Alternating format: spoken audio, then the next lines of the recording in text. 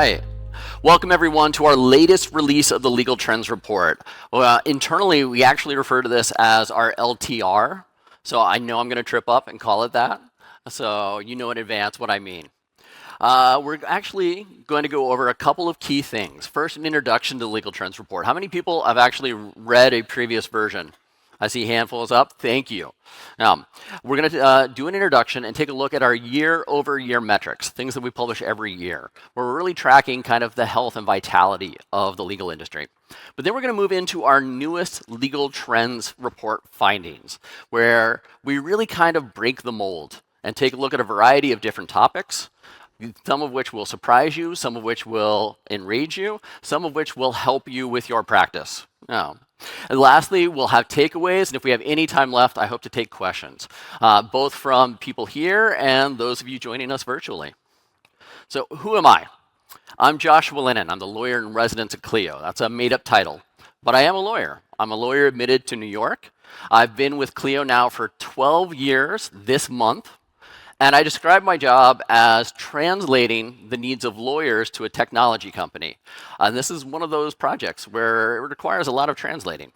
And then I have those odd moments where I get to translate technology back to lawyers. And I'm really excited that I get to do that for you today.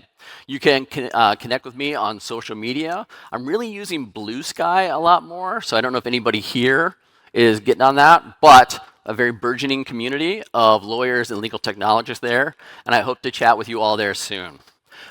The Legal Trends Report, though, is not something that is just my project. There's actually a vast team of experts who provide their knowledge in terms of data science, in terms of surveying, in terms of design, copywriting, and so much more to come up with a Legal Trends Report that you see today. So I would be remiss if I did not thank this entire team who's worked tirelessly all year to create the Legal Trends Report. We have several of them in the room right now. If we could give them a quick round of applause. Thank you. I'm lucky. I get to actually show this off, but it's their hard work that makes this possible. So let me introduce you to the Legal Trends Report. Importantly, everything I'm discussing about today can be downloaded in our Legal Trends Report. That's available at this QR code here. Give everybody a moment to take a picture. Can be read online or downloaded. So it's our 9th annual installment, and we've been tracking many stories throughout the years, right? And the thing that makes the Legal Trends Report special is not just that we publish it annually, but we have a very unique set of data. So Clio relies on multiple different sets of data, but probably the most important is Clio data, as we describe it, which is the anonymized, aggregated usage data of all the lawyers and other legal professionals using Clio. Every time I say this, somebody in the room is bristling up, worried about confidentiality. I'm going to go over that in just a second. Oftentimes, that data, though, raises more questions than answers. We have these big numbers, and they're telling us this, but why?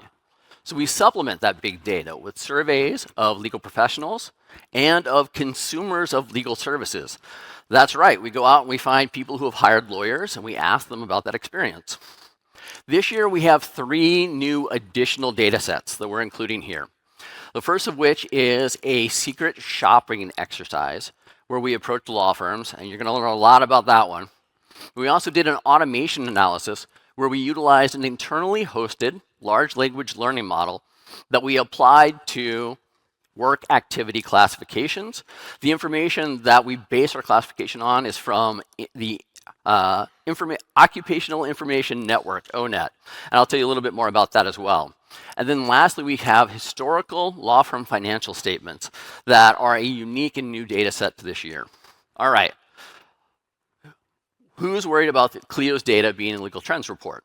We actually do pull usage data from Clio Manage, Clio Grow, to create the data set that we're looking at today. But I want to give you an example of what that really looks like. One of the things you can set in Clio is your billable hourly amount. And we know from usage statistics what is the bell curve of those hourly figures. So in this hypothetical, there's a lawyer on one side charging $20 an hour. There's a lawyer on the other end of this hypothetical bell curve charging $2,000 an hour. I can't tell you who that lawyer is. I can't tell you whom they're charging. I just know that they've turned this setting on in Clio. But I can also see the bell curve distribution of the number of lawyers who have billed a certain amount along the way. And here we see right in the middle, 340. That actually is the current average hourly billable amount per lawyer in the United States. If I add one more piece of data, I gotta advance a little bit more, say geography. I can actually tell you the average hourly billable amount per lawyer per state. Now, I see people writing this down and taking pictures. The good news is I make this all available online, or our team, makes this available online, where we add yet another set of data, presumed practice area. And so I can tell you the hourly billable rate for lawyers here in Texas for different practice areas. And I can also do it for non-lawyers, which are a label in Clio. So we can see the usage district that was checked, right? I can't tell you which lawyer is charging this, but we can use this to find out more about how we can actually control the finances of our law firm. And if we track that over time, we end up with something like the billable hour index, where we take a look at how hourly rates have changed since we began publishing the Legal Trends Report in 2016. A lot of these charts tend in a really positive direction, up and to the right. I love to see that in a chart. And here we see with billable hourly rates, we're trending up and to the right. I want to point out the three rates we're tracking here. The top in dark blue is the lawyer billable hourly rate, coming in at around $341 per hour. The green is a blended rate, the law firm rate. And we derive that by the bottom line, the purple, which is the non-lawyer hourly rate, which right now is averaging around $193 per hour. When we blend lawyer and non-lawyer rates together, that's where we get that green line, the firm rate. The orangish yellow line, that's inflation. This is derived from the Consumer Price Index, which tells us the rate of inflation over time. And what we see is that lawyers are actually really good about keeping your hourly fees above the rate of inflation. In fact, we tend to see these average rates increase at around 4% every year.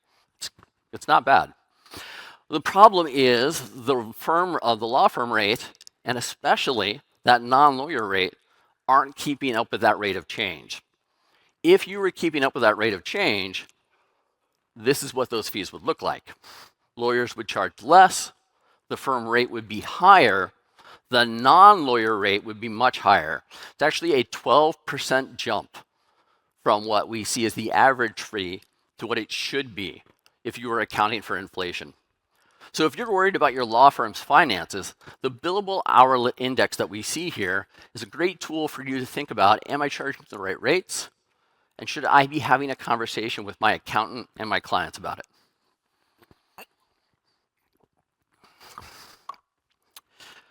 We don't just look at billable hours, though. We also look at productivity. And one of the things that we've been tracking since 2016 is key performance indicators, or KPIs, as we call it. And I'm always going to default to the acronym. That's why I have to define it in advance. There are three that we track that apply to everybody using Clio. The top is called utilization rate. And it takes a look at, in an 8-hour day, how much of your time is being spent doing billable work.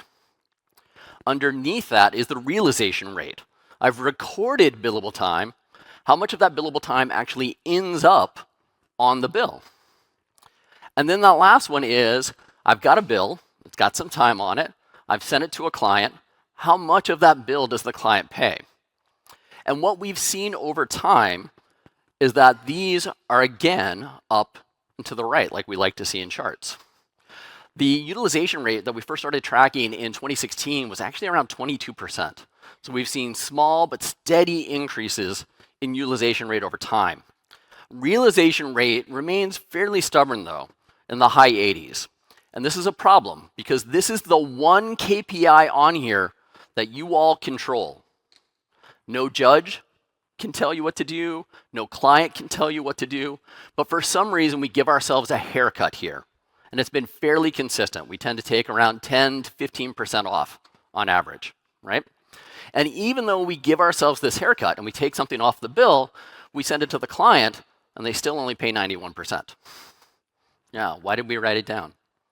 Oh. The good news, though, in that collection rate is that this is actually an increase from previous years. We saw a slight dip last year, and now we're back up again. And this rate is actually trending higher than what we see in some of the largest law firms in the world. So we're seeing really healthy law firms, except for one fact. There's still 8 hours in your day. So if you have a utilization rate of 37%, you're only really recording and billing about 2.9 hours a day. When you give yourself that haircut at the realization rate, you're only putting 2.6 of those hours on the bill, and you're only getting paid for 2.3 of them. That's a long day. Wouldn't it be nice to be paid for a little bit more of it? So a lot of the research that we do in Clio is taking a look at both sides of what we call the lawyer funnel. What can we be doing to help reduce that non-billable work, that administrative work that a lot of you are telling us you have to do? And what can we also do to make it easier for you to accurately record billable work? And so this is how we use this internally, but you can be using this exact same thing to ask those questions. Am I spending too much time in the blank areas? And what can I do to increase my time in the good ones? When we look at productivity on top of that, so not just on your day-to-day, but how are things going over time, again, up and to the right. We see that of people using Clio since 2016, that we're handling more matters than ever, 22% increase over time. We're actually recording more hours per matter than we have over the last 8 years. And this was our biggest jump from the previous year, about a 76% jump, to hit that 26% mark. Then when we look at those hours going onto a bill and those hours getting paid, we have seen just dramatic and radical growth ever since 2020. There's lots of things that we've covered to account for this. Part of it is we're just getting better at collecting, right? How many people are using Clio payments right now? Thank you. In last year's legal trends report, we found that firms that were using Clio payments were getting paid twice as fast, right? We also see that they have higher collection rates. So that's what's driving this up. But again, positive chart, up and to the right. We also launched last year a new metric that we call lockup. And lockup takes a look at your firm's annual revenue and measures it in days. How much of your firm's revenue is locked up in either an unbilled state or an uncollected state? And this is about cash flow. Do I have enough money in the bank to pay my rent, to pay salaries, to pay for my professional liability insurance? Like all those things that we need to spend on to keep our law firm running. This year, we're now promoting it as a rolling average. Our first, when we published it last year, we took a look at a year's data. We came out with the median. But now that we're starting to look at it over time, we're seeing it now going down and to the left. Every other chart I've said up and to the right. But this is actually a good thing. We don't want more of our revenue locked up in some place where we can't get it. So I want these numbers to be going down. So let's take a look at what the current median is for lockup. Median realization lockup, which is my work being trapped in an unbilled state, right? Right now, the median is 47 days. It's a month and a half, right?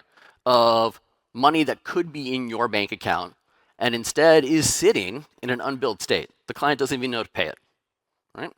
When we look at collection lockup, when we move to this rolling average, this actually dropped quite a bit. I was really heartened to see this.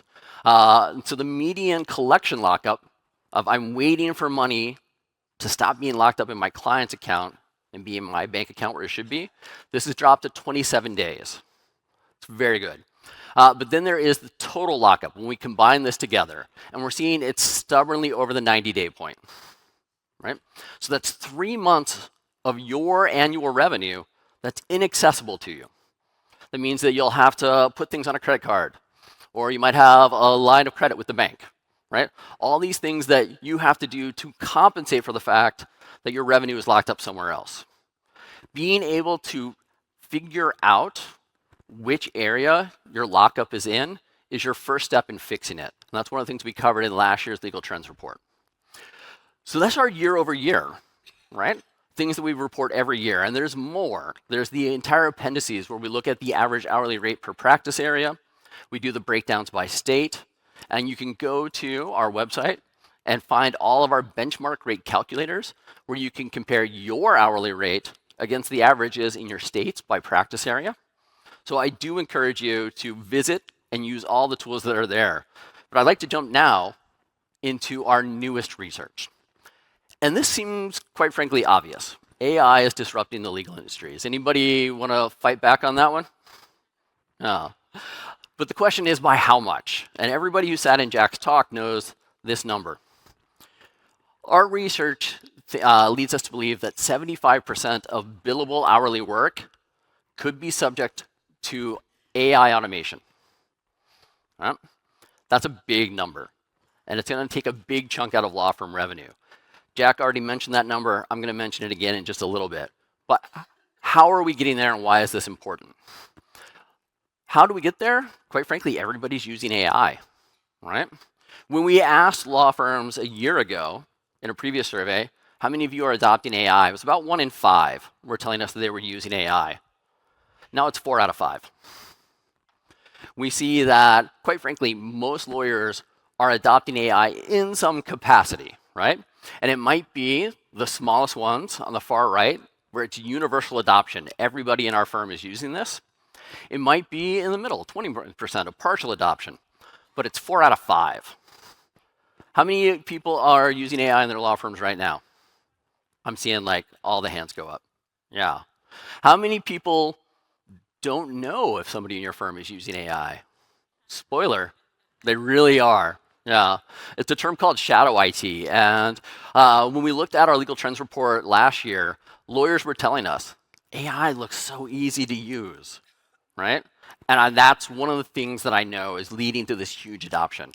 It doesn't require you to learn how to code. It doesn't require a huge amount of setup. You just go to a website, log in, and start typing away. If there's one thing lawyers can do, it's we can type.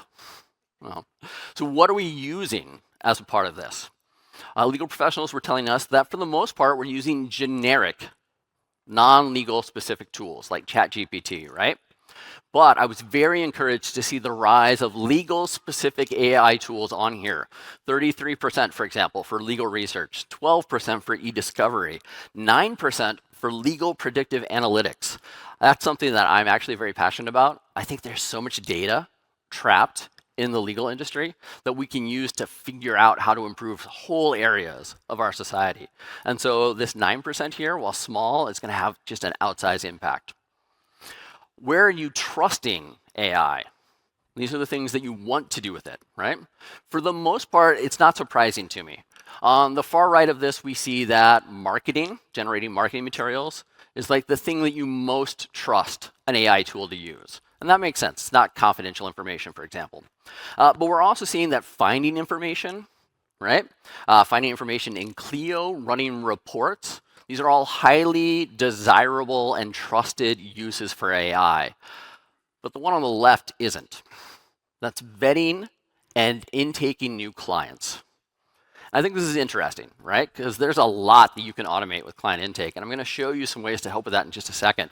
But the fact that there's less trust here tells me that you guys just don't think AI should be talking to your clients yet. Where are lawyers seeing value in using all of these tools? It's almost predominantly saving time, right? This is going to save time and increase my efficiency.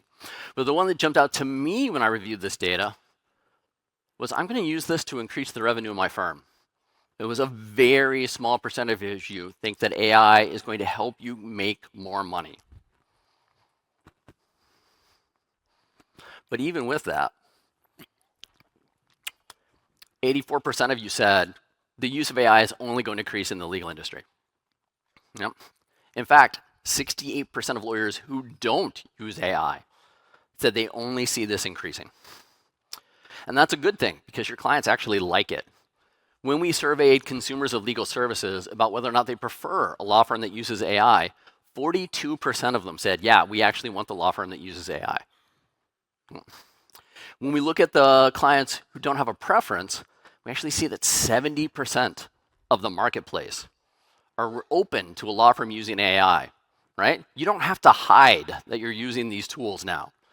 Clients aren't objecting, right? In fact, when we looked at generations and who was going to object to it, what we actually found is nearly 60% of baby boomers were open to their law firms using AI. And that number only went up as the ages went down. The younger your clients, the more likely they are to want you to be using AI. And Jack actually quoted the Institute for the Advancement of the American Legal System, their Justice Needs Survey, as a part of his talk, Access to Justice. One of the interesting things in that survey was the fact that it's actually Gen X and millennials who are like right in the middle of the most common legal problems. This is like their moment to need you, right? And we see that 68% of Gen X, 75% of millennials are either open to or prefer that their law firm uses AI. So there's an alignment. Lawyers believe AI adoption is going to grow, right? Clients prefer it. There's just one problem. The potential financial impact of AI automation is much greater than most law firms realize. So in 2023, Goldman Sachs published a study where they estimated that 44% of work activities in the legal industry could be automated by AI. And they believe it can make up to 40% of employment in the legal industry be redundant. That's a big claim. Can they back it up? Can we prove them wrong? We put it to the test. So I mentioned this before. Goldman Sachs uses the Occupational Information Network, the ONET classification of job work activities, right? And everybody can be assigned to really high-level generic ones. These are actually the ones that are specific to legal occupations: lawyers, paralegals, legal secretaries, and administrative assistants. And what we did was we went as far down as these breakdowns could go, right? So that we could see all the different tasks that are associated with something like documenting and recording information that is specific to a legal role. And then we gathered them up and we classified them. So what did we classify them against? 7 million time entries, right? Prepare legal documents. Oh, this time entry says motion to dismiss. It goes to prepare legal documents. Oh, this document says analyzes case findings for potential lawsuit. That actually goes in the analyze information category. We rolled them all up. And then we looked at their potential against the automation of that task, right? And what we found is that 74% on average of legal work activities can be automated. Here's how it breaks down by role. Lawyers, 57% of the time entries and tasks that we saw can be automated. Paralegals, 69%. Administrative assistants, 81%. That does not mean that these people are redundant, but it does mean that a good chunk of their day is going to change as we continue to grow and adopt AI. The top three of documenting, recording information, getting information, analyzing information actually accounted for 66% of the time entries in that 7 million time entry sample, right? And when we look at them, those subtasks we talked about have varying degrees of how often they're done. Preparing legal documents is 98% of documented information. And they also had varying degrees of how much they can be automated. So you see here, again, the top one, preparing legal documents, we believe that it could be up to 86% automatable, right? That's a good chunk of that effort, that labor, that time that is applied to it that quite frankly just won't be recorded anymore. When we look at getting information, 21% of those time entries were 21% of our time entries were to this screen here. 62% of those were about examining legal data to see if a lawsuit is viable. And when it comes to analyzing data, what we see is 81% of these time entries were all related to trial prep. Have I mentioned something that you guys do? Yeah, right? This is where the room gets quiet. So this is actually a big deal. right? If these tasks have a high degree of automation potential, and it impacts, say, 57% of a lawyer's activities, their time entries, what happens when 57% of your time entries go away? The average is a lawyer would lose, oh, I jumped ahead, $27,000 annually. That's a big chunk of revenue that is just not showing up on the screen. There we go. Oh. Can a law firm afford to lose that? That was our next question. That leads us to our next category, which is the bottom line of law firm finances. And for this section, I actually have to thank some people in the room, and that's CPN Legal. I see them over here in their orange shirts. They are Clio certified consultants. They help law firms with their technology and their finances. And quite frankly, this portion would not be possible without them. Clio has a lot of information, right? Like 7 million time entries. But we don't have full insight into how law firms operate because we do time and billing. We do communications. But we don't know, say, how much you're paying in rent, right? We don't know how much you're spending on salaries. So we turn to a trusted partner, CPN Legal. And we said, hey, is there any way that you could find and get permission to share anonymized aggregate law firm financial data? And what they did was they turned to their law firm customers and said, will you give us permission to do this? And they are so trusted by their law firm customers that over 120 solo, small, and medium-sized law firms provided decades of anonymized aggregate law firm financial data. It's the first time we've had insight into this type of information before. And it tells us how law firms are spending their money. It's no surprise that salaries are the biggest operating expense for law firms. Anybody knows this. But there are two that stood out for me in this data. How much we're spending on marketing, that averages around 5% per law firm. How much we're spending on technology, that averages around 2% for law firm. Of your annual revenue, this is the big buckets that you fall into. Now, what's interesting about this spend is that for both marketing and for software, it's growing faster than what the US Census Bureau is telling us is the revenue for law firms. That tends to grow around 9% from the bottom of the chart to the top, right? How much is software spending growing in that same time period? When we look at this data, it's actually growing 21%. It was the fastest growing category. And it's only 2% of your revenue. But since 2013, law firms are increasingly spending more and more money on software. It's not equal, right? Bigger law firms spend more, smaller law firms spend less, but we do know that it's a very small portion of your revenue. But it can make a big difference. What we found in this data is that firms that are above average, they're spending 12% more on software, 41% more on marketing. They actually have 21% increased profitability. These are firms that go from 2% of their revenue being spent on software to 3% being spent on software. It's not that big a jump. 5% on marketing to 7%.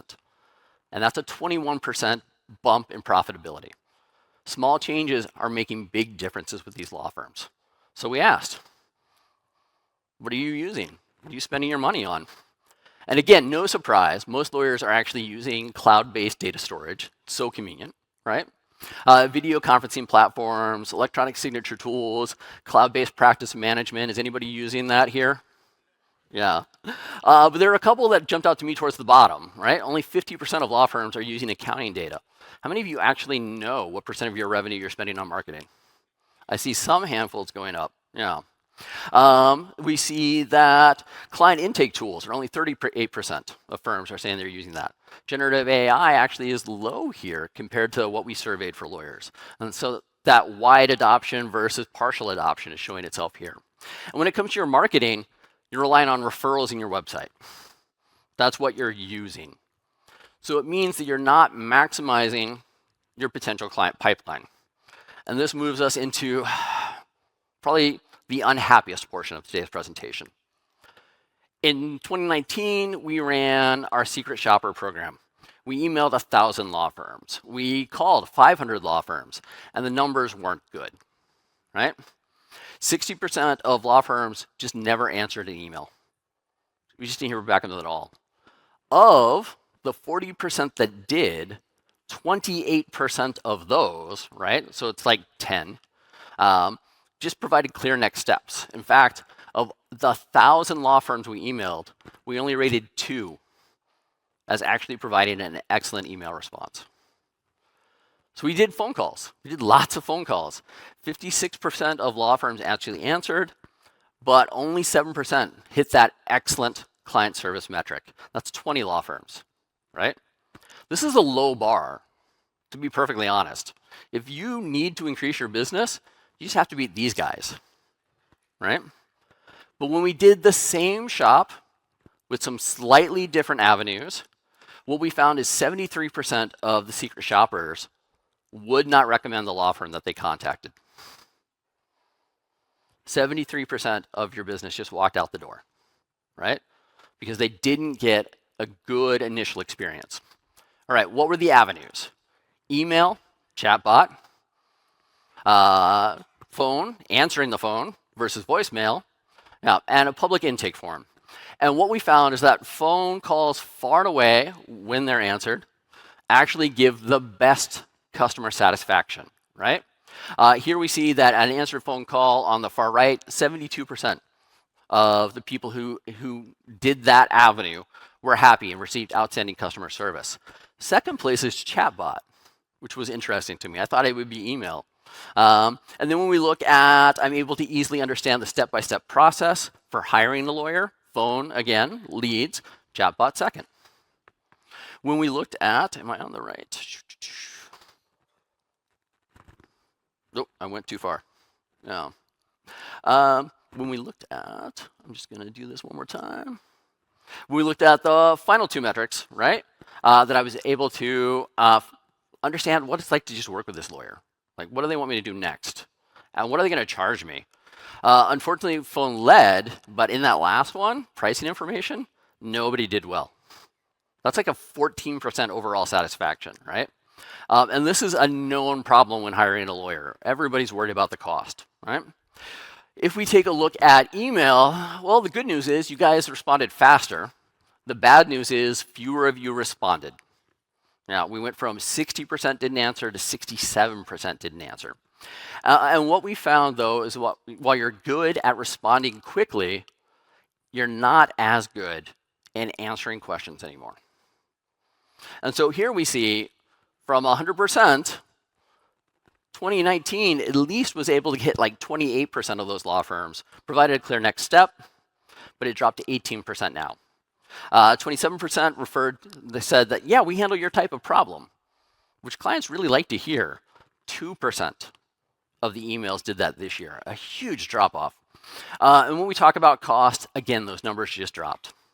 When we look at phone calls, the numbers are higher, but not necessarily better, right? We still see that drop. The lawyer provided rate information. We're down to 41% now. The law firm provided just like a range. Just give me a range. 9% did that. The law firm explained the legal process and what the next steps are. 36%. I think these are simple things that we could be drafting in advance right now, right? We see divorces range from $5,000 to $8,000. I'll be able to give you more information once we actually connect, right? But only 9% were able to do that, that one sentence. And then when clients are looking for law firms on their websites, it's just not a seamless experience. 84% were able to find a law firm, but they couldn't find answers to their questions on that law firm, right? 14% at the bottom, I was unable to find pricing information. And so we know from client surveys that clients are looking for this. Tell me how you bill. Is it hourly? Is it flat fee? Right? Tell me how I pay. Can I pay by check? Can I pay by credit card? Right? Those numbers of that information available on a website is like 10 and 11%. Right? And we can put this stuff on there. There's no rule against that as a part of our websites. Oh. So to the people in the back, my monitor slide is one off. Can you catch up? Thank you. When we asked about chatbots, I actually found this one really encouraging. So second from the bottom, 51% said chatbot's actually a good starting place to learn about a law firm. But the top one, 61% said they want to talk to a chatbot if it helps them get to a lawyer, all right? This is the takeaway. People are fine with chatting with chatbots if it helps them talk with a lawyer. So if you're looking at, and we have amazing chatbot vendors here at our exhibition hall, make sure that they're showing you how that leads into a scheduler, a phone call, some type of service that connects you with that client, that takes them from chat to talk. And then we go, okay, well, that's what's not working. What is working?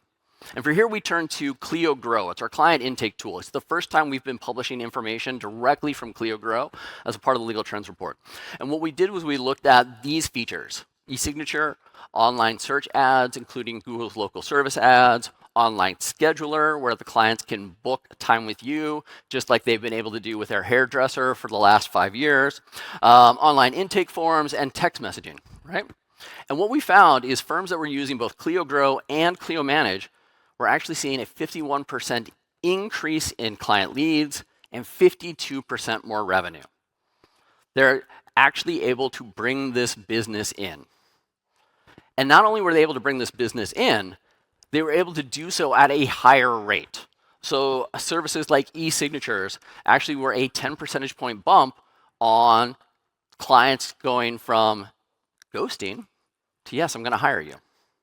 And it makes sense. If I get a contract that I have to print out, sign, and then fax back, I'm probably not going to sign that contract. If I get a contract that I click a link in my email, takes me to an e-signature website, and I'm done, I'm much more likely to sign that contract. In the marketing department at Clio, we actually call this a drop-off. If you create a barrier to an action, you're going to see people drop off. And so these features are showing you where you can prevent that from happening, right?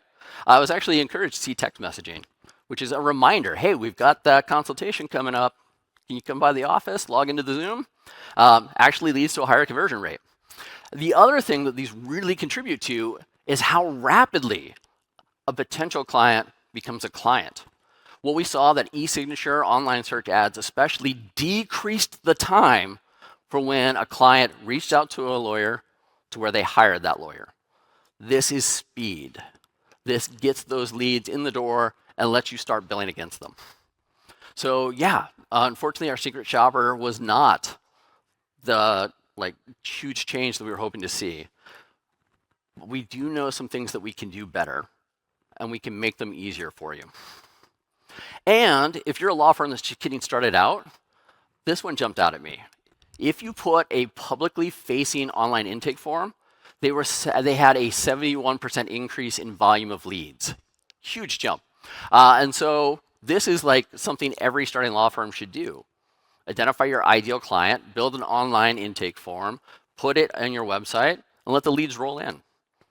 And then use an experience to filter them down from potential to hired. Now, and then once you do, this is how I think you should be charging them. Flat fees. I think this is the future of law firm billing. The reason I think that is because more and more practice areas are using flat fees more and more. Traffic offenses at the top, that's actually fairly obvious, right? Do we have any traffic lawyers here? I see a couple, 99 bucks a ticket. Yeah, okay, she started laughing, yeah. But we're seeing more and more practice areas have more and more of their matters being charged as flat fee.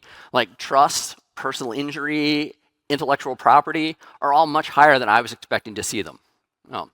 And the amounts being billed are increasing over time as well. They've grown by 20 and 34% since 2016. And if we adjust for inflation, the revenue from flat fee matters has increased by 51%. Right? We're billing more and more frequently. We're billing more and more. If we look at this in terms of how much of your revenue is coming from flat fees, what we see is that it's increasing over time while hourly is decreasing. It kind of makes sense, right? They kind of flip a little bit. And the value of those matters is changing much more differently over time as well. The average increase in value for an hourly matter has only increased 27%. but it's increased 92% for flat fee matters. That tells me that we're probably handling more and more complex matters and charging a flat fee, and that clients are finding that price predictability so desirable that they're willing to pay more than they might have paid if they were billed an hourly fee. Yeah, that's a value add to know what you're going to pay. And so this is the median value for flat fees by practice area. These are our top ones. Medical malpractice at 7,500 really surprised me. I think there are two reasons for this. One, they're probably getting really good at predicting what the settlement's going to be, right? And so they're able to just charge a flat fee for it. The second is maybe we have some work to do in Clio on our contingency fee billing, and they're just entering it as a flat fee. That's always the problem with big data. This will be a question on the next survey. But these values are much higher than I was expecting for these cases. And this is important, they're higher than the median values for these practice areas in hourly. And the other reason that we think that flat fees are going to be really desirable is you are twice as likely to be paid right when you open the matter when you charge a flat fee. Just that's it. They're just going to pay me now, twice as likely. And even though we're handling more complex matters, they close twice as fast than hourly. Some of this is probably due to the nature of work. You can't always control what opposing counsel or that weird judge does, right? And that keeps the case open.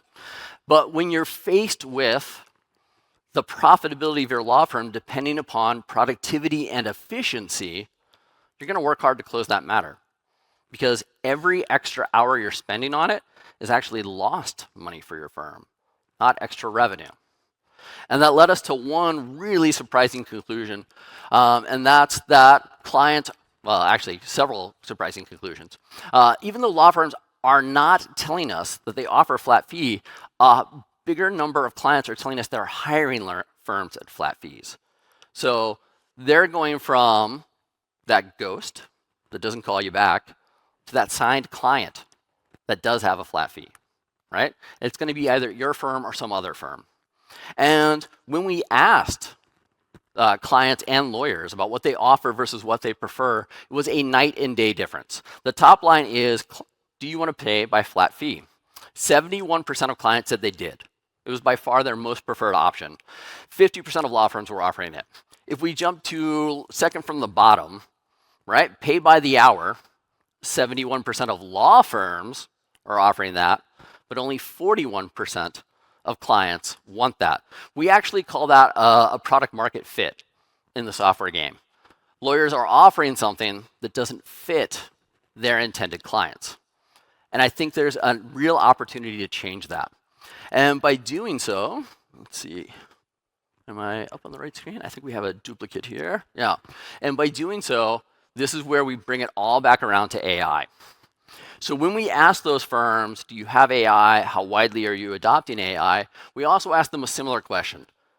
How many of you are billing exclusively by flat fee? And this is what we found. Those law firms that are widely or universally adopting AI were 50% of the firms that told us they bill exclusively flat fee. They have found out that the faster they go, the more they let a tool do the busy work, the more they can charge, the more clients they can charge, the more revenue they can bring in. So when we talked about AI automating up to 75% of a law firm's revenue, that's only if you stick to hourly. There are firms out there that have figured out switching to flat fees keeps your law firm sustainable. So there are a couple takeaways that I want you to bring with you from this.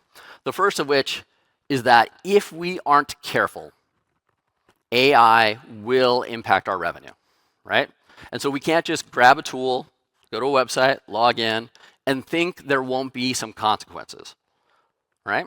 So instead, we need to be dedicating budget to both technology, bring AI in, but also to marketing so that we can seize those opportunities that are out there when we just bump those up just a little bit, right?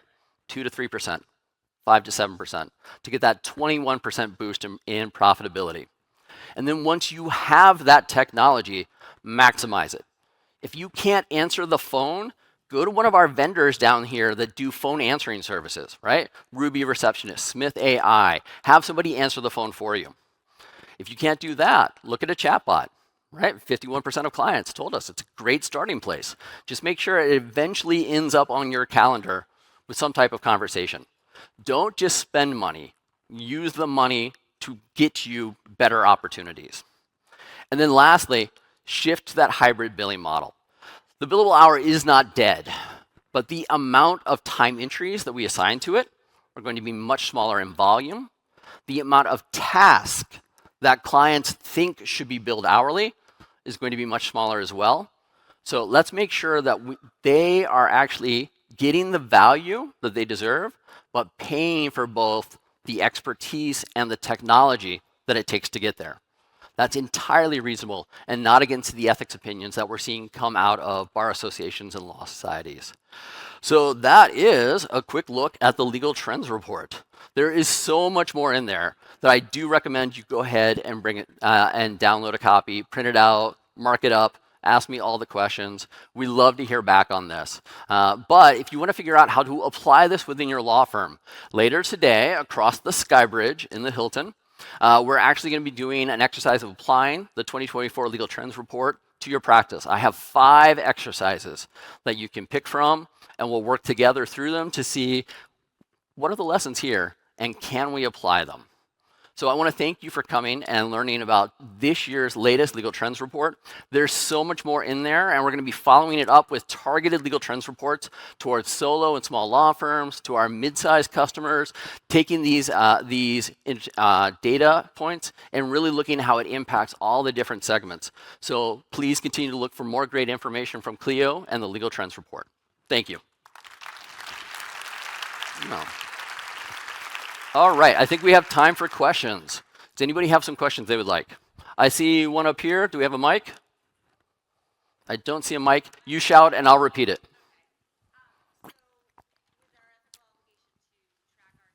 Mm-hmm. If you look at the ABA's Model Rule 1.5, which is what all the states are based theirs on, they say that lawyers have to charge a reasonable fee. Okay, and then they list a bunch of non-exclusive items that are factors that can be used to determine if the fee is reasonable, right? Only one of those is time and labor, right? There's the speed by which the work is performed. There's the value of the matter that's in question. I think there are actually 8 of these factors, right? And so, yes, I can't use AI for like an hour and then bill 3 hours. But that doesn't mean I can have a flat fee that represents the speed of that work, the fact that I'm handling these high value cases and charge a flat fee around that. It's just a different way of approaching it. And if we only think about AI in terms of hours and time, then yeah, that's definitely going to be the problem. And that's what we're talking about here. We need to shift our mindset into that productivity and efficiency, which is valuable to your clients. I was actually just chatting with one of our media partners, right? We were chatting about this exact problem. And she goes, I know a banker who said, I'm not going to pay a law firm less to be faster. If they're faster, I'm going to pay them more, right? So for them, it's not about how much hours you put in. It's about the outcome that they're receiving. And if we charge a fair value for that, it's entirely reasonable. Does that make sense and answer your question? Thanks. Yeah. Other questions? I've got one up here. Thank you. We have a mic on the way, sir. No.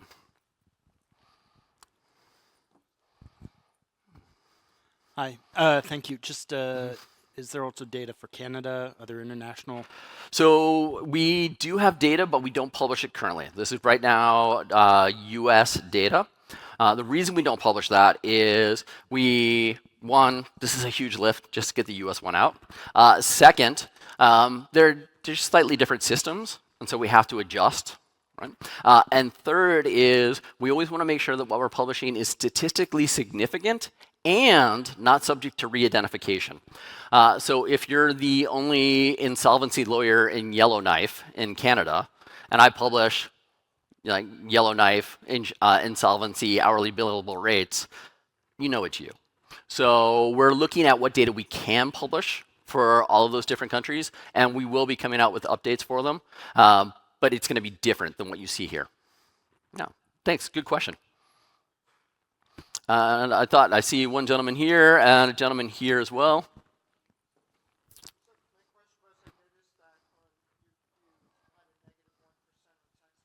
Yeah, wasn't that odd? Yeah, I honestly can't answer that. But we kept it up there because it's what the data tells us, right?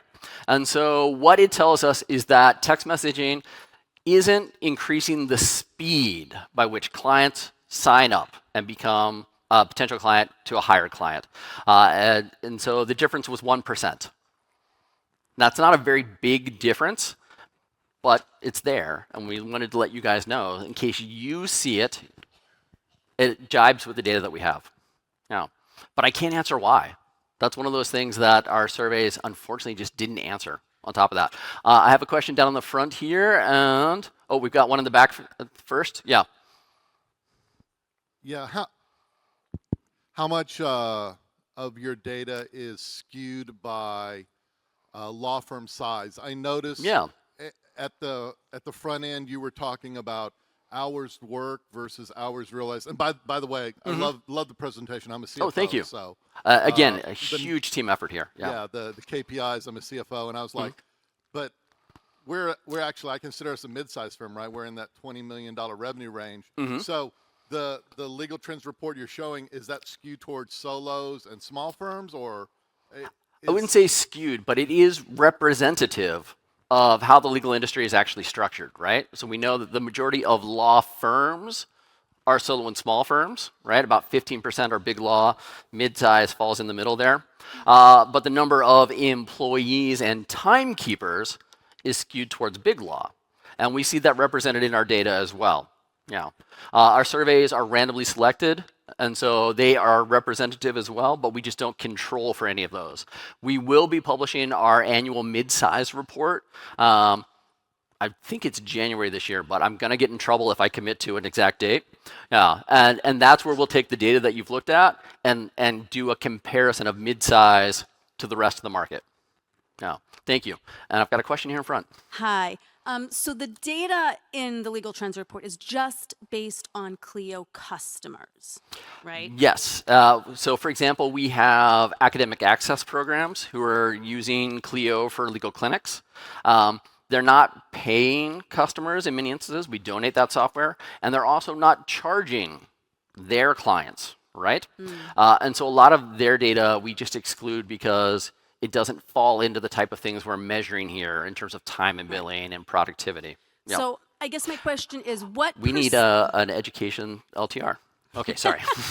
No. So my question is, and maybe you know this, maybe you don't. What % of the market share does Clio take? Because we've got the Practice Panthers, we've got Best Case, all of this. So we know that Clio customers are 5-star lawyers, yes. Everybody else is in this separate bucket, but those stats don't really affect this study. Yeah. And they almost should because, you know. Yeah, and there is a bit of a chicken and egg on some of these stats, right? As Clio has more functions and does things different / better, right? We see those stats go up, right? So what's the chicken and the egg here? But I can tell you that over 150,000 law firms use Clio. Right? We are the most common practice area in mid-sized law firms, for example. Every survey out there by the American Bar Association, our own, tells us that we are the most widely used cloud-based practice management solution out there. And so, yes, there is a portion of the marketplace that is not included in this data, but it's getting much smaller year over year. Interesting. Okay, thank you. Yeah, I see a question here, and do we have anybody on the wings? One here as well. I know, Jordan. We're going to get to you. Look, you and I know each other. Yeah, yeah. We'll connect tonight in the After Dark. Yeah. How do we solve when we do flat fees? I'm stuck on that. Sorry. We can't, when money's in the trust fund, we can't take it till we earn it. So how do you determine when you've earned that money? So it is jurisdiction dependent, right? So for New York, for example, allows you to put a flat fee into your operating account, which I find weird, to be perfectly honest. And I'm a New York lawyer. But you can have client agreements if they're allowed within your jurisdiction, like earned on receipt, right? Or non-refundable to up to a certain portion, right?